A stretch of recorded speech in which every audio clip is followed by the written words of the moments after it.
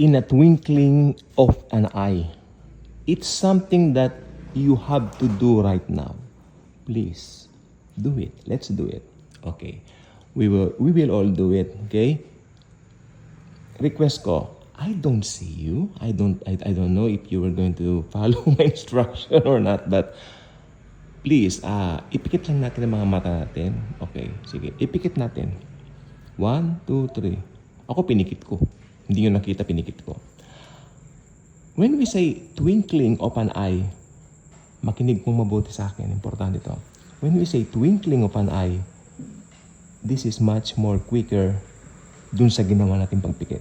Pinikit natin ang mata natin ng gano'n, di ba? Mas mabilis pa dyan ang twinkling of an eye.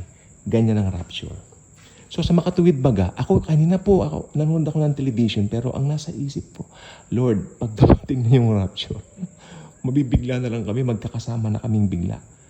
Lahat ng born-again Christians, magugulat tayo sa isa't isa, magkakasama na po tayong bigla sa isang iglap. And may yayakap sa atin. Yung yayakap sa atin, may butas ang kamay. Mga kamay dito sa wrist. Na-vision ko yan. Na-vision ko rin na may butas sa mga paa niya. Siyempre, totoo naman po yan. Pero na-vision ko na niyakap niya tayo na parang, uy, wag kang mailang sa akin. Di ba? Parang gano'n. Talagang best friend, no? Si Jesus po yun. Siya ang ating best friend. Makikita natin siya in a twinkling of an eye. Naniniwala ako, very exciting yung day na yan. Kasi alam nyo, for the very first time, mamimit natin si Jesus. Ang pinananabikan nating araw ay matutupad sa rapture. Okay? So, magugulat na lang tayo. Halimbawa, nagsha-shopping ka sa grocery o papasok ka sa school kung ikaw ay estudyante. Kung ikaw naman ay commuter ka dito sa Maynila, mostly sumasakay tayo ng jeep, taxi, at halimbawa, dudukotin mo lang yung pera sa pitaka mo. Tapos biglang, kling! Si Jesus kaharap mo na. Ganun po ang rapture. Ganun lang po kabilis. So, this is something that we are expecting right now. Because kung titignan po natin yung flow ng history, rapture na po ang hinihintay natin. Ako magtatanong po ako sa inyo, I really don't know kung napapansin niyo rin po yung napansin ko. Magpapasko po ba ngayon?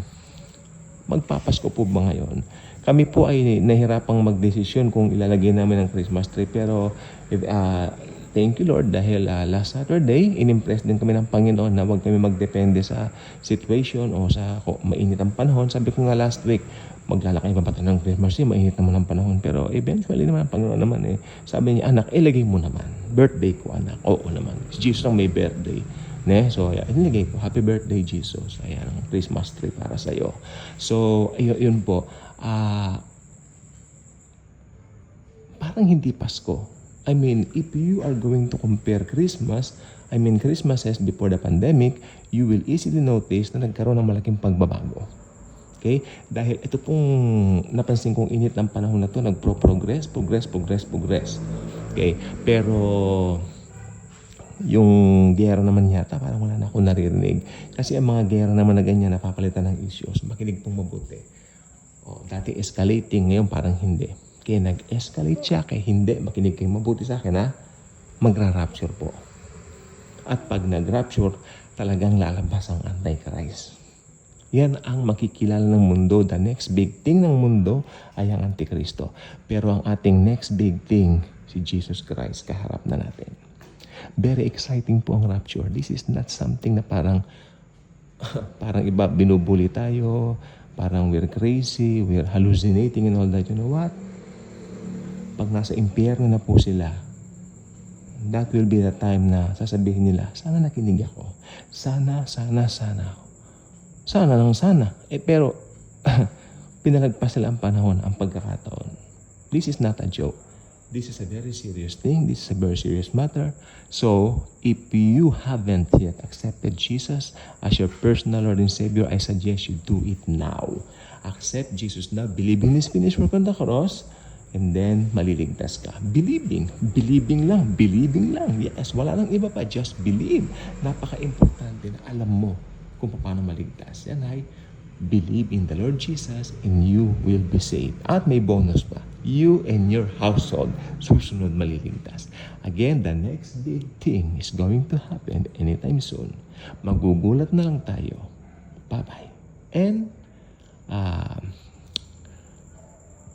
teka lang po, gusto kong sabihin na pag nagulat tayo, okay, as in talagang ito yung pinakagulat natin sa buhay natin na talagang kakaibang gulat dahil pagbukas mo ng mata mo, nandoon ka na, kasama na natin si Jesus. Magkakasama na tayo.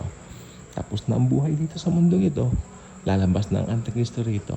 At doon tayo ay magre-rejoice forever to be with the Lord forever. God bless.